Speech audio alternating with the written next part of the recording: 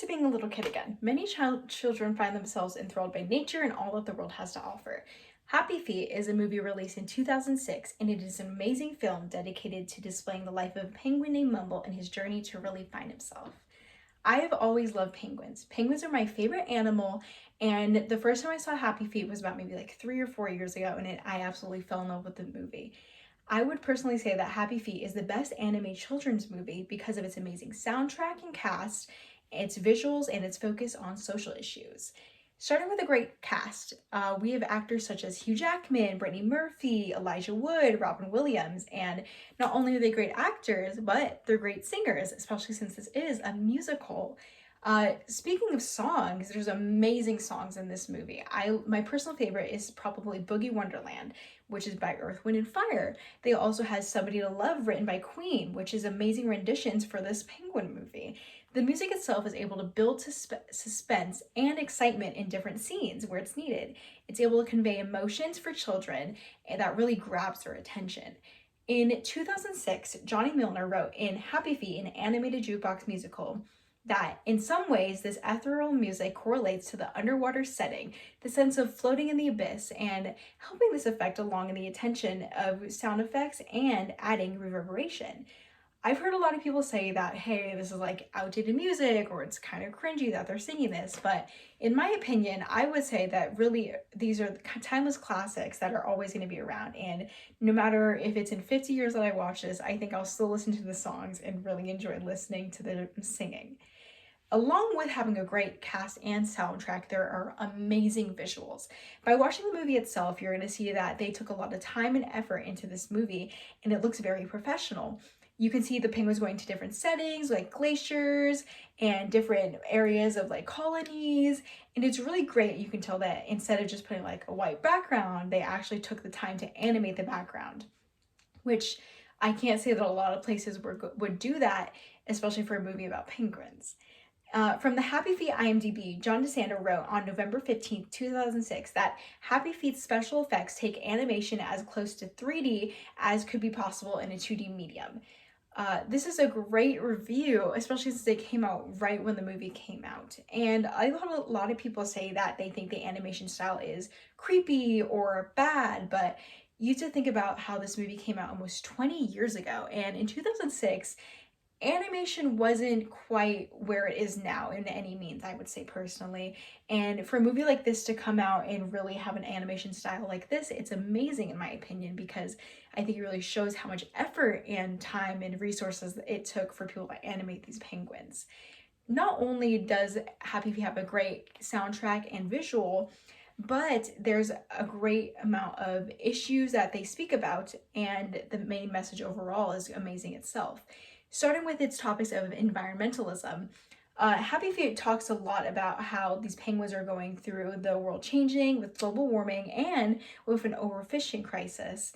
For instance, Debbie Daz goes into about how humanity is sort of stripped away from this movie, where the entire movie starts from a penguin's point of view, but once you get to the very end of the movie, you see these humans again, and they're not really animated, but rather they're actual people like you and me just in the movie. And it's very weird and kind of uncanny seeing these people while meanwhile I'm just looking at these penguins who were tap dancing. And it really shows into effect how penguins sort of view us, people like you and me, as different creatures and out of their world. And it's bad to think about how in their minds they're like, why are you taking all of our food, when really they can't really understand why it is what we're doing. In The One Thing Everyone Should Remember from Happy Feet, Amy McElden wrote that pollution continues to have a huge impact on the penguin population. The International Union of Conservation of Nature reported that in November 2006 that the Ross Sea in Antarctica is set to receive protection from commercial fishing. It seems incredibly likely that Happy Feet was a call to action, which I would say is true because of its overwhelming theme of we need to help these penguins. There's a scene at the end where you can see this big board member group talking and like, we need to save these penguins. And it's a very emotional scene, I might add.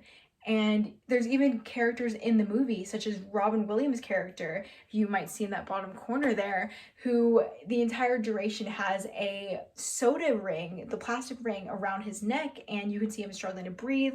And at one point, he almost passes out. And it's just showing the impact that we have because of pollution on these animals. And the entire movie, the other penguins were talking about how he was touched by God, and it's because the humans took him in for a while and they gave him a little sweater and that's where he got it. But to them, we're like something completely different. And then throughout the movie, it also focuses on Mumble's differences and his individualism. Robin wrote in Happy Feet and Human Ecology, A Century of Environmentalism, that because Mumble is born with different skills than the other penguins, such as dancing rather than singing like his parents, he teaches them a lesson of acceptance and tolerance that's rooted in organismic ecology after demonstrating the folly of their choice to criticize him. The entire movie, they're like, we need to kick Mumble out because he can't sing. And don't get me wrong, he definitely can't sing, but that's no reason to kick somebody out of their colony. At a certain point, he really is just an outsider and he can't relate to his peers because no one wants to dance in the way that he does. And it's really bad to think about in that sense. Going back to that social issue with just the pollution overall, we can see that a lot of critics were saying that it was false advertising. Brad Brevitt wrote in Why Are People Upset with Happy Feet that he explained that plastic rings exposed to the sun, wind, and rain will break apart. The risk for wildlife endangerment, therefore, is almost non-existent today because the biodegradable rings use their strength and become brittle, even if they're just floating on the water. Which, to me, I would say is kind of a weak argument because not only is it a children's movie, but a lot of times we should really be thinking about the impact that it has on these wildlife. And just because it's going to break apart in the sun doesn't mean that they aren't going to be able to choke on it. Or what about the creatures that don't go into the sun very often? It's still going to become an issue in their day-to-day routine. Overall, this movie has a great message, and according to the Australian Council on Children and Media, Happy Feet, it stated that the main message from this movie is to be true to yourself and tolerant of those who are different and accepting of the special gifts that every individual has. This movie also gives you the chance to discuss with your children the values of determination, creativity, tolerance, and joyfulness. Overall, I'd say Happy Feet is still important now, and that is able to keep a child's attention with a great soundtrack, amazing visuals, and by displaying the important themes to educate children. So go and watch Happy Feet. This way, not only will you be able to sing along, but you can learn a valuable lesson about being yourself and saving the environment.